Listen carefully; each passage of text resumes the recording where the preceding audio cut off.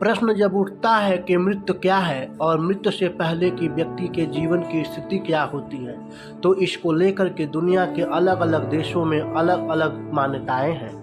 भारत के सनातन धर्म में मृत्यु और उससे पूर्व की मानसिक और शारीरिक स्थिति का वर्णन गरुड़ पुराण के साथ साथ अनेक शास्त्रों में भी मिलता है।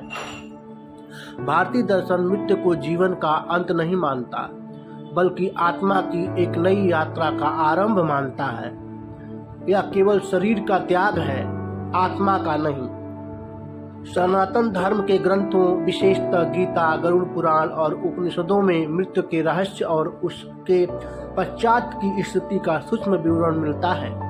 मृत्यु से ठीक पहले शरीर, मन और आत्मा में जो गूढ़ परिवर्तन होते हैं, वे आत्मा की आगामी गति को निर्धारित करते हैं। जैसे जैसे मृत्यु निकट आती है, शरीर की ऊर्जा क्षीण होने लगती है और प्राणवायु मंद होने लगती है।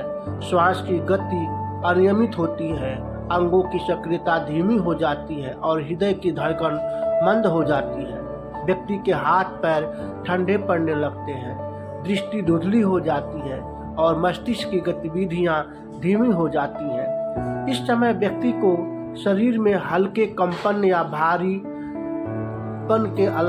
के अलावा भारहीनता का अनुभव होता है। मन अतीत की घटनाओं की ओर आकर्षित होता है और अच्छे बुरे कर्मों की झलक दिखाई देने लगती है। कुछ व्यक्ति अपने पूर्वजों, देवताओं और अथवा दिव्य प्रकाश का दर्शन करते हैं। किसी के चेहरे पर शांति तो किसी पर भय के भाव प्रकट हो सकते हैं। शास्त्रों में वर्णित है कि मृत्यु के समय व्यक्ति के पंच प्राण क्रमशः शरीर से बाहर निकलते हैं। शुभ और पुण्य आत्माओं को देवदूत, जबकि पाप युक्त आत्माओं को यमदूत दिखाई देते हैं। इच्छा शक्ति और मनोबल धीरे धीरे क्षीण हो जाते हैं और चित्त अपने पूर्व संचित कर्मों के अनुसार गति करता है। आत्मा नाभि से ऊपर की ओर गति करती है, अर्थात नाभि में आत्मा रहती है।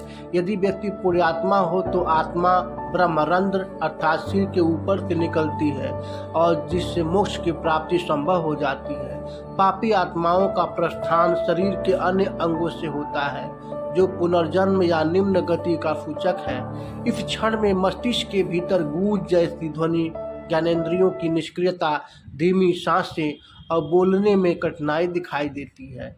शरीर शिथिल होकर मौन में प्रवेश करता है। कभी कभी मृत्यु से ठीक पहले स्वर्ग या नरक की झलक भी आत्मा को प्राप्त होती है।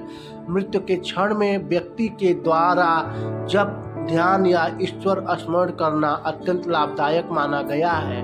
संत महात्माओं को मृत्यु का अनुभव आनंदमय होता है, जबकि पापात्माओं को पीड़ा या अंधकार का अनुभव होता है। चेतना शरीर से ऊपर उठती है, यह प्रक्रिया उद्यान क्रिया कहलाती है। शरीर में शीतलता ऊपर की ओर बढ़ती है, आंखों से आंसू या दिव्य चमक दिख सकती है। आत्मा की गूंज अंतःकरण में प्रकट होती है। यदि अंतिम क्षणों में ओम या ईश्वर का नाम ओठों पर हो तो वह मुक्ति का द्वार बन सकता है। मृत्यु के समय की अंतिम इच्छा भी आत्मा की गति को प्रभावित करती है। शास्त्र कहता है कि आत्मा का प्राण त्याग शरीर से निकलने की प्रक्रिया है। इस क्षण शरीर कांप सकता है या झटका अनुभव हो सकता है। पुण्यात्मा को शांति और पापी को कष्ट में मृत्यु प्राप्त होती है। मृत्यु के बाद आत्मा सूक्ष्म शरीर में प्रवेश करती है और यही आत्मा की अंतर यात्रा की शुरुआत होती है। आत्मा को उसके कर्मों के अनुसार मार्ग प्राप्त होता है। गरुड़ पुराण के अनुसार मृत्यु के बाद के 13 दिन अत्यंत महत्वपूर्ण होते हैं। पहले दिन आत्मा अपने मृत शरीर के आसपास रहती है। दूसरे से 10वें दिन तक आत्मा को सूक्ष्म भोजन और जल की आवश्यकता होती है। एकादशी, द्वादशी और त्रयोदशी को आत्मा के कर्मों का निर्णय होता है। इसके बाद आत्मा को यमलोक की ओर ले जाया जाता है।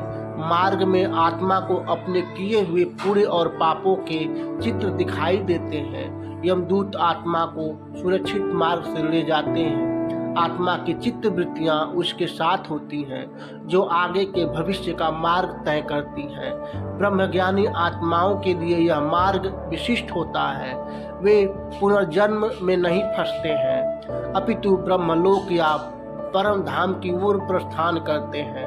सामान्य आत्माएं अपने कर्मों के अनुसार पुनर्जन्म के चक्र में प्रवेश करती हैं। इस प्रकार से भारत में सनातन धर्म के अंतर्गत जो भी शास्त्र विकसित किए गए हैं वह पुनर्जन्म में विश्वास करते हैं और आत्मा को एक यात्रा के रूप में देखते हैं, तब तक कि जब तक कि वह परम मोक्ष को प्राप्त नहीं कर पाती है।